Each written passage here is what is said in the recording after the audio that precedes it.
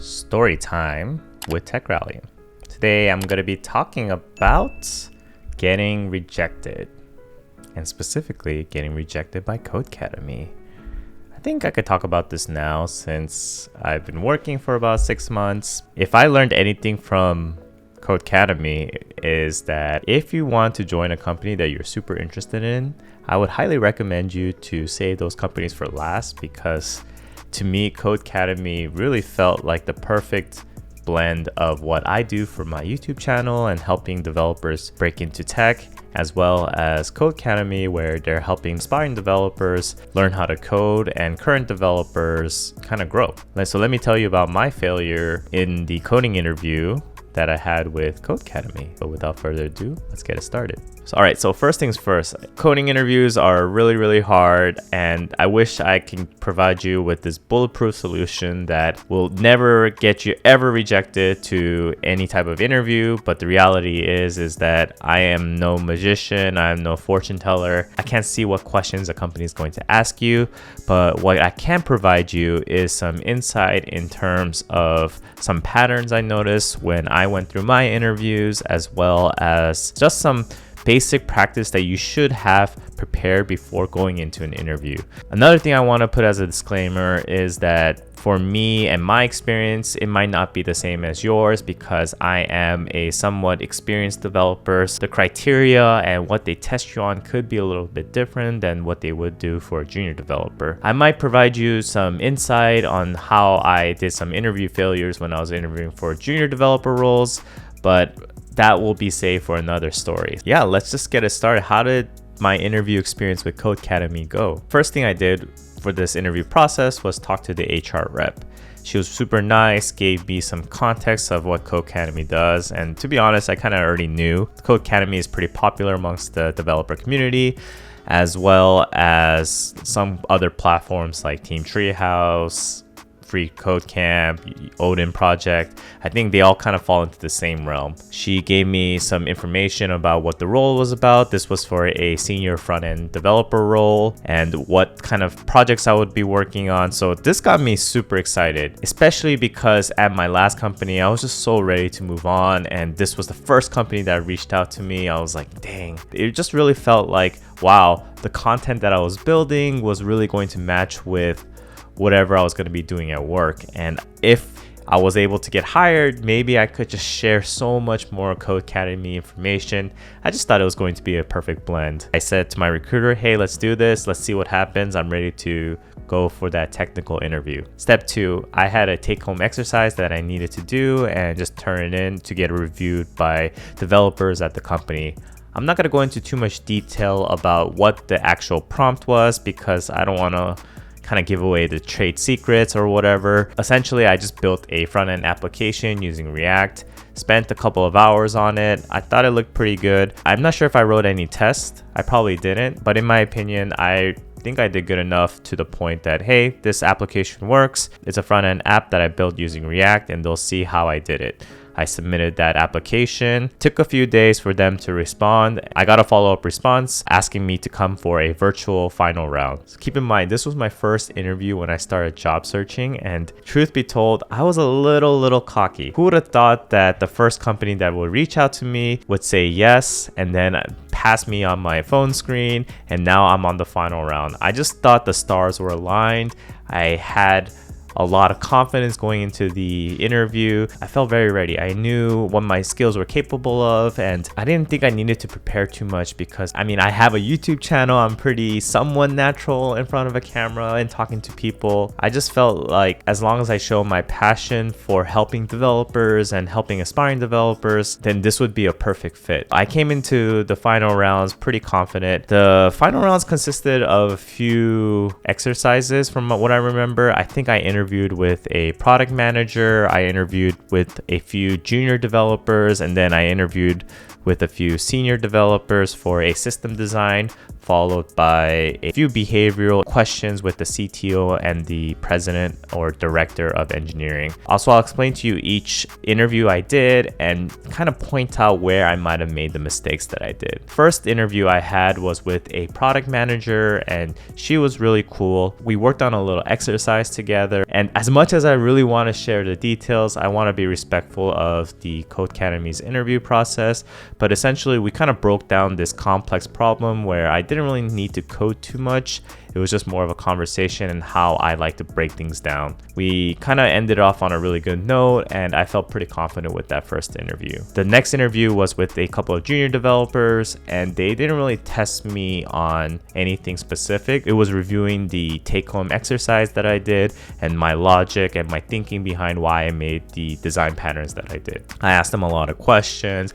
What was it like working at Codecademy? A few of them worked for about 6 months or under, and I learned a lot about their experience so far. So 2 out of 2, I thought I felt pretty good, and I just needed to make sure I could woo the CTO or woo the director of engineering, and also really just iron out and kill the system design question. The third interview, I interviewed with a couple of senior developers, and I knew from that point on, this is when things were going to get a little bit tougher, and I was ready for it. We had about 10 minutes of conversation, and then eventually we decided to start doing the system design interview for the front end. And this is kind of where my problem started to show. What I realized I should have done a little bit better during those interviews, and just interviews in general, was that I just kind of jumped into the problem right away based on a single prompt. Rather than doing that, I recommend anyone that's just interviewing, that's doing a system design or any type of JavaScript front-end question, is to ask, is this the total breadth of what I need to solve, right? What I mean by that is there going to be more information that's added afterwards that I need to think about? And that was real crucial. Like, imagine if you are doing a lead code question and you're doing something that's maybe easy or medium, and we all talk about, hey, what's the most efficient way of doing the algorithm problem? So you would do it the slow way first,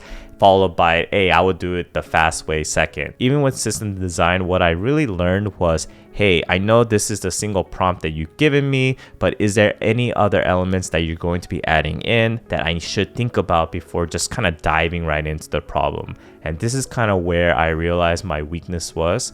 I didn't ask enough questions prior to starting the work. I'm sure a lot of people feel this during the technical interview, is that you don't even have that much time to do the problem, so you'd want to start right away. But in some regards, you got to slow down and think about less is more. If you understand fully what the whole story is, or what the whole picture of what you want to build out earlier than later, then it's gonna make you think about, like, hey, how do I scale this application in a more efficient way? The biggest problem that I had with the system design interview was that I was iterating as we were going, and as new information was being given to me, I had to keep readjusting, and To be honest, I thought I did pretty well during the system design interview, because iteration is just all part of the game. And I really believe that we were just having a really good conversation. And working full-time as a software developer, a lot of times things change, scope changes, right? In my head, I was imagining a product designer or product manager telling, hey, like, this is what it's gonna look like, but now we need to add a few new things. Like, how are you guys gonna adapt to this change? Unfortunately, I don't think that was the case. And maybe it was a little bit my fault. Maybe it was the interviewer's fault for not giving me the scope of the whole prompt. Either way, it was on me to make sure that I got all the information I needed to solve the problem.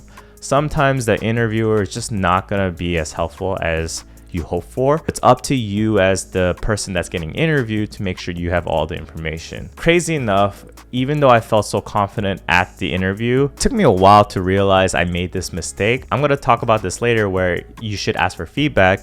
But it really took me a while to understand I made this mistake, because it just felt so good to be able to converse and talk about scope changes and how we should adapt. But maybe in reality, they just saw me as someone that couldn't really think about the bigger picture. And in some regards, they were right. I wasn't thinking about the bigger picture because I just had to iterate every time the scope changes. Rather than just iterating when scope changes, maybe it was on me to just say, hey, do I have all of the scope changes in mind? Because it would be really helpful to build out a system design problem for the front end knowing the information that I do. Regardless, this really helped me a lot for future interviews to make sure to ask these type of questions. So super grateful, but this was probably where my first problem occurred during my coding interview. The fourth interview that I had was kind of behavioral, and unfortunately for my first ever technical interview coming out of a long hiatus of interviews, I was not really prepared for this.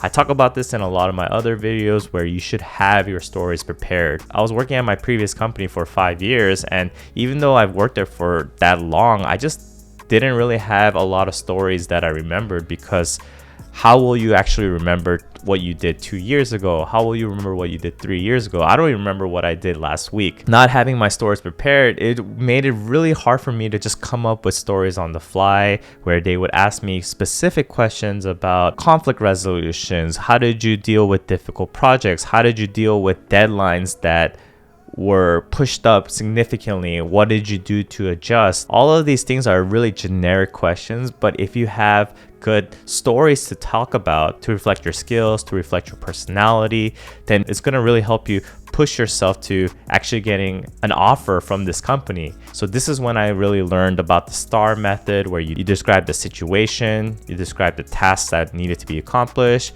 you describe the action of what you did, and R, you define the results. STAR really helped me really structure all of my stories. I really wish I knew about the STAR structure. In general, I just wish I had a lot more stories prepared, but the sad reality was I was a little too confident. I never thought a day in my life that my soft skills or my stories would be the reason why I wouldn't get a job at a company. But it was true. The last 2 interviews I did with more of the higher level developers and the kind of the CTO, CEO, director, it wasn't the most ideal interview, but at the same time, I learned a lot from it and made my experience interviewing from other places a lot better. I did a lot more research about the people that were interviewing me, so I can ask them honest questions about how does it feel to join a company for 6 months? Like, what is the onboarding process like? All of these variabilities is just kind of the chaos that you have to deal with as someone that's interviewing at a company. What I really appreciated about Codecademy is that the HR person or the recruiter that I talked to gave me some honest feedback. And the honest feedback they gave me was that the system design portion of my interview could have been a little bit better, and my conflict resolution could have been a little bit better. Those were the 2 weaknesses that I realized I needed to focus on. And after that interview, I really made sure that, hey, let's come up with 5 stories, structure them up in a STAR response, and next time when someone else asks me those types of questions in an interview, I'll be ready to go. For a system design interview process, I really did a lot more research in what were my weaknesses, what parts did I not emphasize hard enough, what kind of questions did I not ask before starting the process. Long story short, if you do fail an interview, I would highly suggest you to reach out to the recruiter and ask for some feedback and some information about what areas were weak, and this will really help you for the next and upcoming interviews. Codecademy was something I was super excited about, but probably unprepared for. Eventually, I was able to take what I learn from my losses, and was able to work at where I am now at Amazon. Without these little mistakes along the way, you can't get that job. What I would say with interviews in general, and specifically tech interviews, is that you do need some thick skin. I took this interview failure as a positive. I definitely wanted to work there at that time, but maybe just the cards were not in the right place for me. But overall, it made me a better communicator, a better developer, and hopefully a better teammate. So that's my story of how I failed my front-end engineer interview at Codecademy. During the interview, I was having a lot of fun. I was vibing with all of the people that I was working with, but truth be told, you just never know if they're gonna say yes or no. Remember everyone, you just need that one yes to get started. And for those of you that have jobs and looking for the next one, it's the same thing, rinse and repeat. So don't fear these interviews. Take it from a positive perspective, like me, who kind of just learn from these losses with the hope that you're going to get something even better. I hope that this was helpful and encouraging for anyone that's going through these interview process, going through that imposter syndrome of, do I ever feel ready? Am I even a software developer if I can't pass these interviews? Trust me when I say this, I failed probably 50 plus interviews in my lifetime. I'm not perfect either. For those of you that are aspiring or even current developers, I say keep building, your time will come. Tech Rally out.